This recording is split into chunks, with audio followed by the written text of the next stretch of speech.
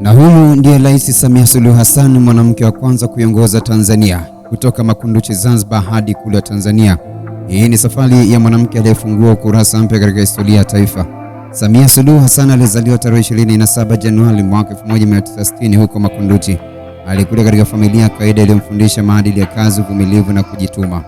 Baada ya kumaliza masomo yake sekondari, alianza kufanya kazi serikalini kabla ya kujiendeleza kielimu katika taasisi mbalimbali nchini na nje ya Tanzania.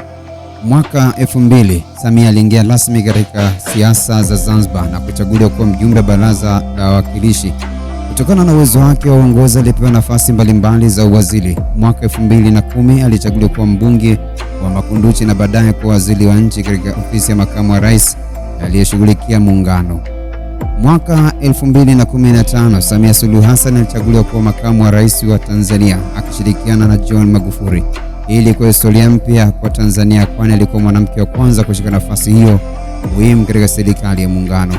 Mnamo Machi 2021, Tanzania ilikumbwa na msiba mkubwa baada ya kifo cha Rais John Magufuli. Na kwa mujibu wa katiba ya Tanzania, makamu wa rais Samia Suluhu Hassan aliapishwa kuwa rais wa Jamhuri ya Muungano wa Tanzania mnamo tarehe 19 Machi 2021. Aliandika historia kama mwanamke wa kwanza kuwa rais wa Tanzania, rais wa kwanza wa Tanzania kuzaliwa Zanzibar, mmoja wa viongozi wanawake wachache barani Afrika.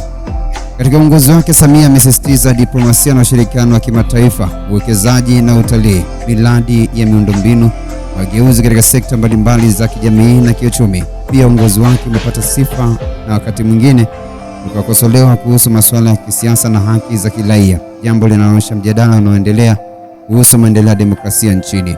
Samia Suluhu Hassan ameolewa na Hafidh Ameir.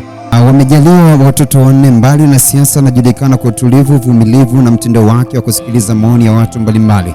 Safari ya Samia Suluhu Hassan, simulizi ya mwanamke alianzia maisha ya kawaida na kufikia nafasi ya juu kabisa ya uongozi nchini Tanzania.